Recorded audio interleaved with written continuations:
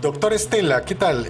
Bueno, lo que queríamos preguntar es una pregunta que cae de madura, es decir, esta cuestión de confianza planteada por el premier Aníbal Torres en la mañana del día de hoy, versa sobre la derogatoria de una ley que tiene que ver con impedir, ¿no es cierto?, que se realice cualquier modificación de la Constitución que no sea por los mismos mecanismos que la Constitución establece.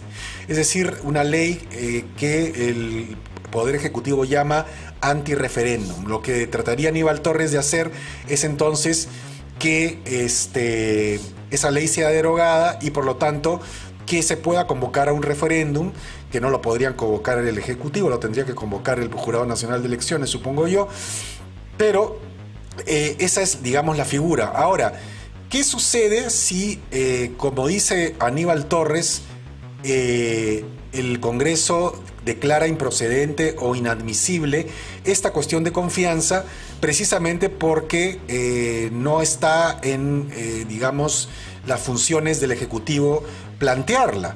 ¿Se tomaría como una denegación fáctica como en la época de Vizcarra o eso ya no es posible? Bueno, en primer lugar, hay varias cuestiones sobre el particular. ¿Me puede escuchar bien? Sí, estamos escuchándolo. Ya, correcto. Esto es lo que se denomina en realidad una guerra de interpretaciones. Yo, usted lo está escuchando hace breve término y decía que esto no es una cuestión de interpretación jurídica en realidad. El tema de la interpretación está bastante claro, es una cuestión política de mala fe. El fondo, el objetivo central, como hemos podido escuchar hoy día en la mañana, el planteamiento del presidente de la PCM, en realidad sigue siendo convocar una asamblea constituyente, utilizando de mala fe, abusando del derecho y manipulando el sistema jurídico, una cuestión de confianza a todas luces, que valga la redundancia, debemos decir que pues no cumple con los requisitos. ¿Debería ser declarada improcedente? Por supuesto que sí, pero antes de llegar a este extremo, yo lo que señalé la semana pasada, el mismo día que se planteó la cuestión de confianza con un primer oficio que hacía referencia a otra ley, ¿verdad?, sobre justamente la cuestión de confianza, que era la Ley de Desarrollo Constitucional, la interpretación auténtica que se había estado debatiendo anteriormente. Yo lo que dije fue que lo que correspondería en realidad es una acción inmediata por parte del Congreso de la República para que se plantee una medida cautelar competencial, porque de esta manera se hubiera dejado constancia del agravio y de la mala fe con la que está incurriendo, a pesar y a sabiendas de una interpretación maliciosa que está haciendo el Poder Ejecutivo de sus atribuciones. Y el Tribunal Constitucional además ha pronunciado respecto a lo que es considerado abuso del derecho, la desnaturalización de las instituciones, como corresponde, pues, que es lo que está haciendo en este caso el gobierno, ¿no?, a través del señor Aníbal Torres. Una propuesta a futuro. Claro, ya estamos en una situación de crisis inevitable y en un punto de no retorno, pero yo consideraría que deberíamos hablar de una reforma constitucional para que el Tribunal Constitucional sea específicamente un filtro para que se diga si se cumple con los requisitos de una cuestión de confianza o no, antes de que el Premier vaya a sustentar al Pleno del Congreso. De esta manera se rechazará o se aprobará y no tendremos que estar debatiendo sobre la improcedencia y inadmisibilidad, que son términos que francamente están muy abiertos a la interpretación. Entonces, yo lo que considero es que sí, el Congreso podría hacerlo, porque ahí existe evidentemente el mismo reglamento del Congreso indica que es el Congreso el que interpreta el sentido de su votación, ¿verdad? Eso está en el artículo 86 del reglamento del Congreso.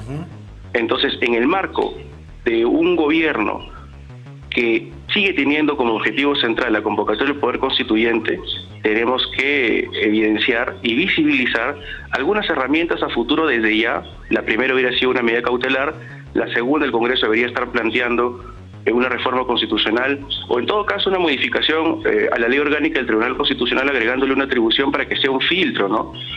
Porque esto no puede seguir sucediendo. Las interpretaciones van a seguir por parte del Poder Ejecutivo y por parte del Poder Legislativo. Y fíjese, si me permiten, solamente para hacer esta aclaración, el gobierno, a través del señor Aníbal Torres, el día de hoy en la mañana ha indicado que pues así como se han utilizado mecanismos de manera reiterada y sistemática por parte del Congreso de la República, como las censuras y demás, incluso hasta la propia vacancia, ellos también pueden plantear cuestiones de confianza simultáneas y sucesivas, ¿verdad? Entonces, en ese contexto, dado que el gobierno puede plantear una cuestión de confianza y ante la negativa de estas dos puede disolver el Congreso constitucional, disolver constitucionalmente el Congreso de la República, yo considero que la vacancia también debería limitarse en el sentido siguiente, y esto posiblemente podría ser una mención que haría la OEA en torno a la institución de la vacancia. Aquí hay que tener mucho ojo, ¿no?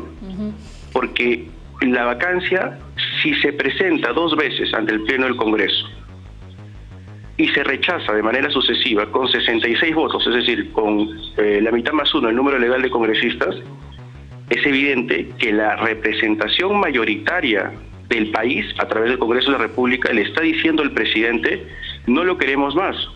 Entonces, si se rechazan 2 mociones con 66 votos, también el presidente debería renunciar. Son debates que en realidad el paquete de reformas constitucionales, porque yo estoy adscrito a algo que nosotros denominamos un reformismo constitucional responsable. Es decir, nosotros debemos aplazar en todo momento cualquier momento constituyente para evitar la Asamblea Constituyente.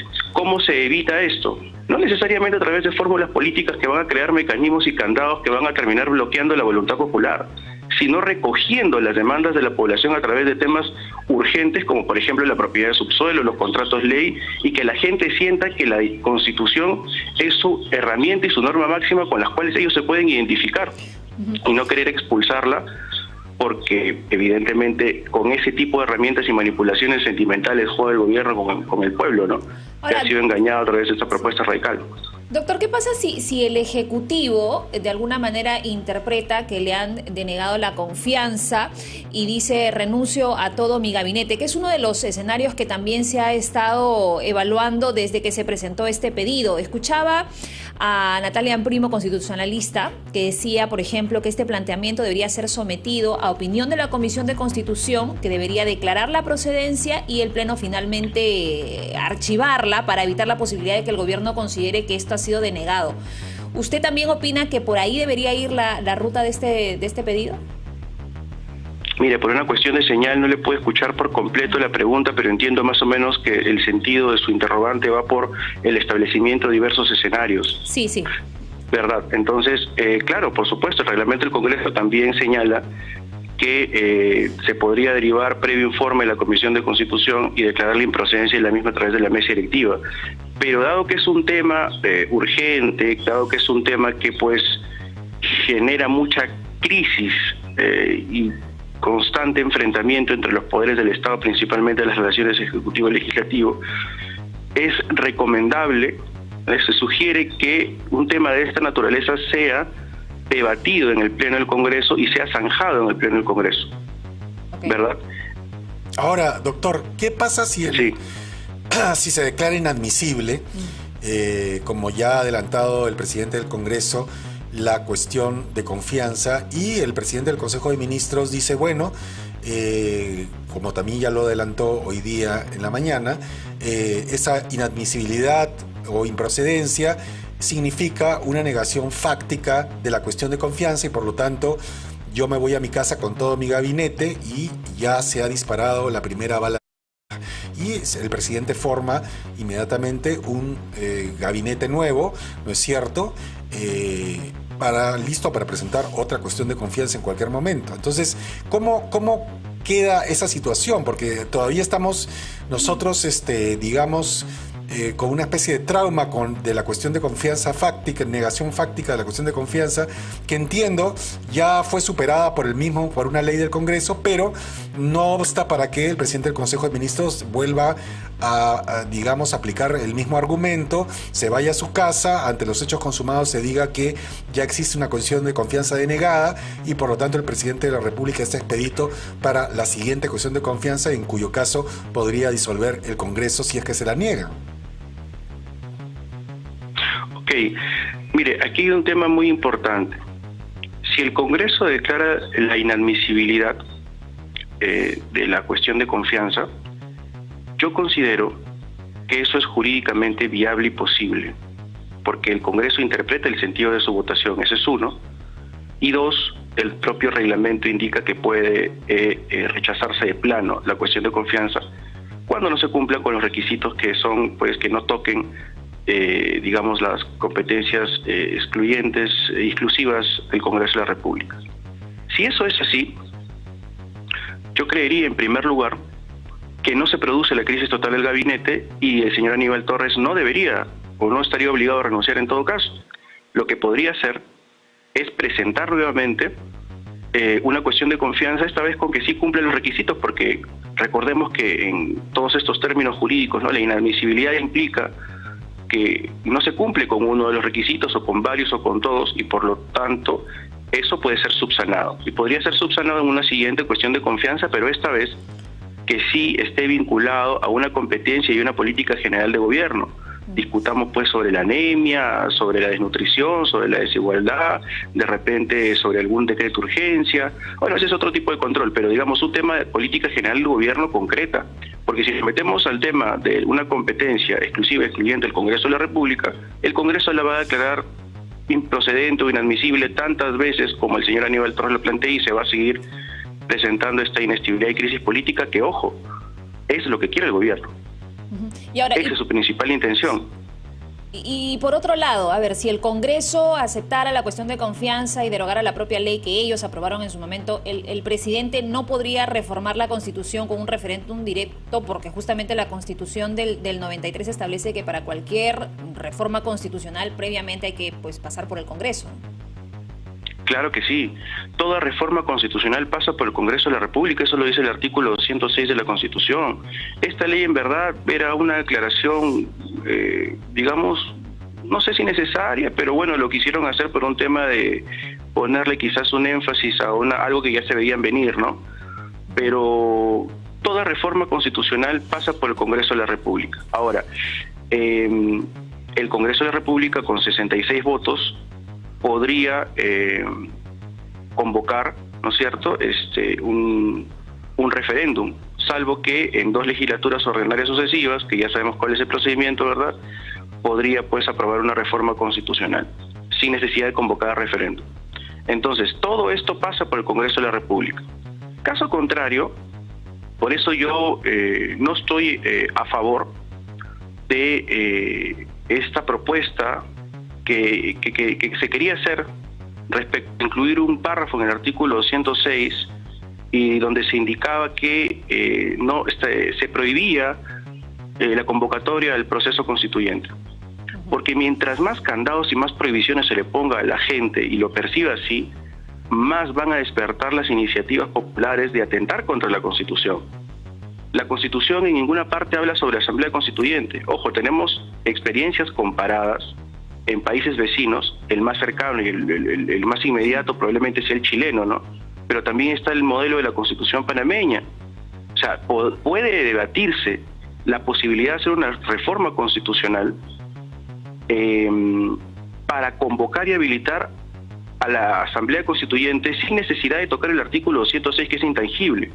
Pero yo no soy partidario de eso. Ese debería ser el mecanismo, pero yo no soy partidario de eso. Lo que nosotros debemos hacer es impulsar una serie de paquetes de reformas, como les he comentado, a efectos de aplazar ese momento. En Chile se utilizó, poniéndolo como ejemplo, hay muchos más, y se aplazó el momento constituyente 12 años, ¿no? ¿Por qué? Porque el pueblo sintió que a través de sus reformas se estaba tomando en consideración sus necesidades.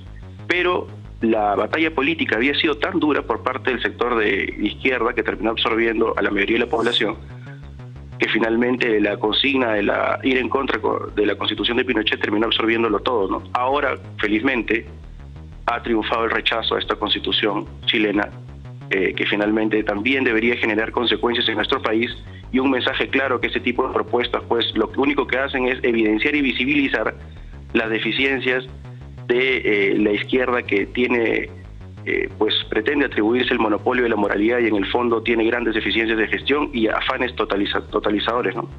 Bueno, doctor Miguel Estela Lapuente, abogado constitucionalista, muchas gracias por habernos aclarado bastante el tema de la cuestión de confianza, sobre todo la presentada el día de hoy por el presidente del Consejo